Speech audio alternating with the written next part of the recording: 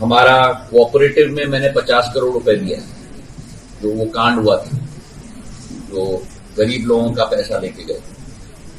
लेकिन मुझे सूचना दी गई कि जो 50 करोड़ रुपए मैंने दिया है उसका भी मूल्यांकन होना चाहिए और राशि देने के समय में, नहीं तो वो भी बलि भ्रष्टाचार की बलि चढ़ जाएगी। तो मैंने कलेक्टर साहब को निवेदन किया है कि एक अफसर का नाम दिया जाए जो अकाउंटेंट हो, वो आना पैसा का पूर्ण अकाउंट रखे उस राशि का भुगतान करने के समय, ताकि वो भ्रष्टाचार की बलि न चढ़े।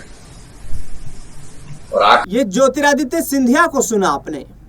ये ज्योतिरादित्य सिंधिया कुछ वक्त पहले कांग्रेस पार्टी में होते थे, लेकिन कमलनाथ के साथ यहाँ पर सीएम कुर्सी की रसाकसी के चलते इन्होंने कांग्रेस पार्टी का दामन थामकर भारतीय जनता पार्टी का दामन थामा। और उसके बाद 2020 में जिस तरीके से इन्होंने बगावत की, उस बगावत का इन्हें इनाम ये मिला कि इन्हें केंद्र सरकार में जो है केंद्रीय मंत्री का जिम्मा दिया गया।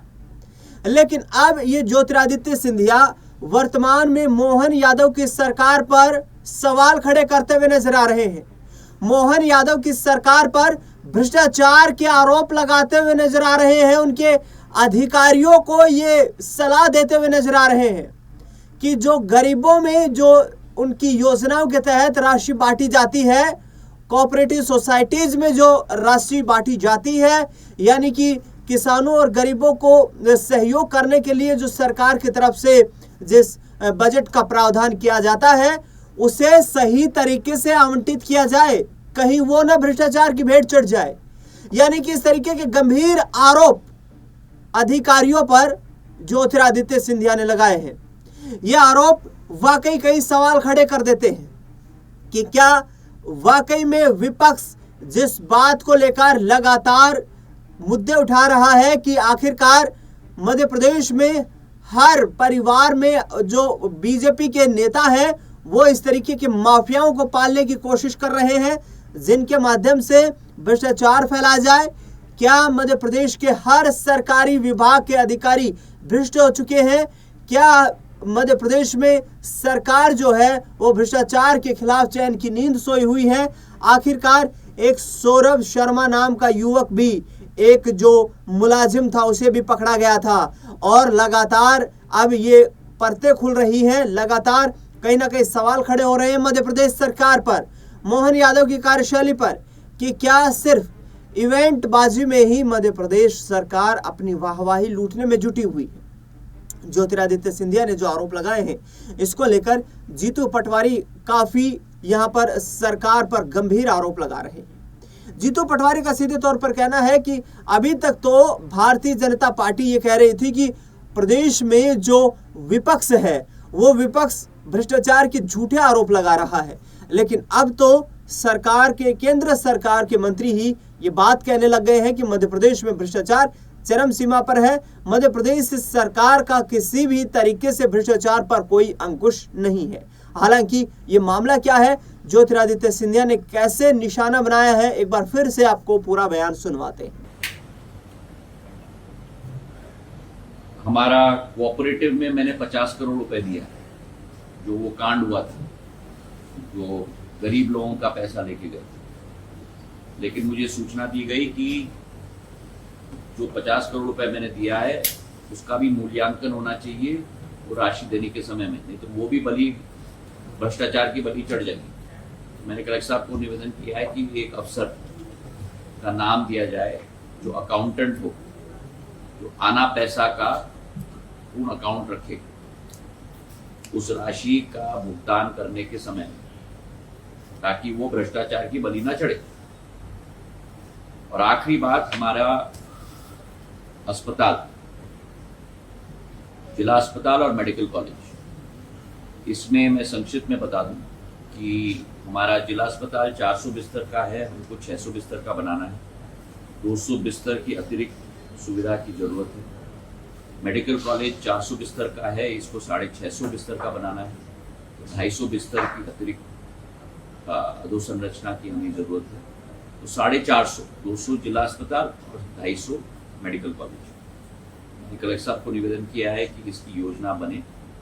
इसी के साथ हमारे सारे इक्विपमेंट, मेडिकल कॉलेज में हमको MRI भी चाहिए और CT स्कैन भी चाहिए। जिला अस्पताल में हमको केवल MRI चाहिए, CT स्कैन मशीन हमारी है। 2 एम्बुलेंस मैंने कह दिया कल ही कि जो मैंने रेड क्रॉस को दान में दी थी वो हॉस्पिटल की ड्यूटी पे लगाया जाएगा। एक शव वाहन भी दिया जाएगा। बाकी जो अधोसंरचना है उसकी भी योजना हम लोग बना रहे हैं। जैसे फायर सेफ्टी के लिए वो पीछे का रास्ता हमको बनाना है, 15 फुट का रास्ता, उसके आधार पर हम लोग वो भी बनाएंगे। दूसरा भाग है मानव संसाधन का। करीब 312 पद 148 जिले अस्पताल में और 148 मेडिकल कॉलेज में और 164 करेक्ट जिला अस्पताल।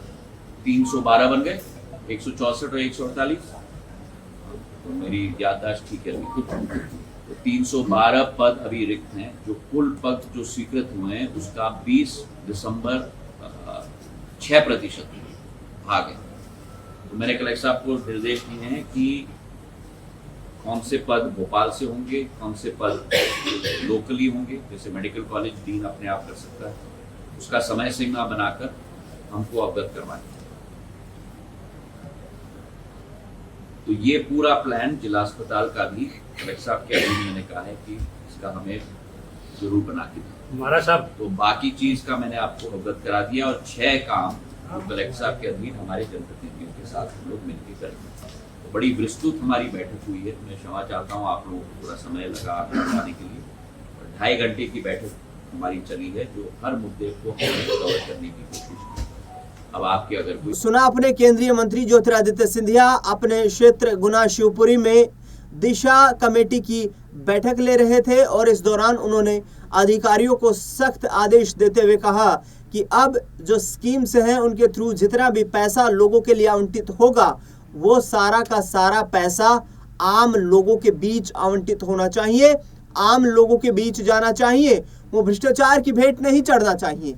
और इसके साथ साथ उन्होंने कलेक्टर को भी आदेश दिए कि एक ऐसे जिम्मेदार अधिकारी की ड्यूटी तैनाती की जाए जो प्रॉपर तरीके से उन अकाउंट्स की स्टेटमेंट्स को मैनेज कर सके, उन अकाउंट्स की स्टेटमेंट्स को अपने पास रख सके, जिसके जरिए ये पैसा जो है आम लोगों तक लगाया जाना है। यानी कि सीधे तौर पर भ्रष्टाचार का यहाँ पर बड़ा खुलासा करते हुए ज्योतिरादित्य सिंधिया नजर आ रहे हैं। बता दें आपको कि विधायक भी लगातार नाखुश नजर आ रहे हैं। शिवराज सिंह चौहान की कार्यशैली को लेकर किसान नाखुश नजर आ रहे हैं। कांग्रेस पार्टी मध्य प्रदेश में मोहन यादव सरकार पर हमलावर हो रही है और लगातार ये आरोप लगाए जा रहे हैं कि मध्य प्रदेश में शासन और सरकार नाम की कोई चीज नहीं है। शासन के सामने सरकार सरेंडर कर चुकी है। मध्य प्रदेश के हर विभाग में जमकर बड़े पैमाने पर भ्रष्टाचार हो रहा है। आपको बता दें कि जीतू पटवारी इस वक्त कांग्रेस पार्टी के मध्य प्रदेश इकाई के प्रदेश अध्यक्ष हैं। वो लगातार मोहन यादव सरकार पर गंभीर आरोप लगा रहे हैं। उनका कहना है कि आगे आने वाले वक्त में हम हर भ्रष्टाचार का पर्दाफाश करते हुए बीजेपी की सरकार का तख्ता पलट करने का काम करेंगे। हम किसी भी कीमत पर मध्य प्रदेश के लोगों के साथ खिलवाड़ नहीं होने देंगे। मध्य प्रदेश के लोगों की आवाज उठाने के लिए कांग्रेस पार्टी मजबूती के साथ आगे बढ़ रही है। देखने दिलचस्पी रहेगा कि आखिरकार क्या ज्योतिरादित्य सिंधिया के इस तरीके के बयानों का खामियाजा यहाँ पर मोहन यादव को चुकाना पड़ेगा, क्योंकि उनकी सरकार पर लगे गंभीर आरोप विपक्ष को बैठे बिठाए राजनीति करने का एक सुनहरा मौका दे गए हैं। फिलहाल इस खास खबर में इतना ही। देश दुनिया से जुड़ी तमाम बड़ी खबरों के लिए देखते रहिए SPN 9 न्यूज।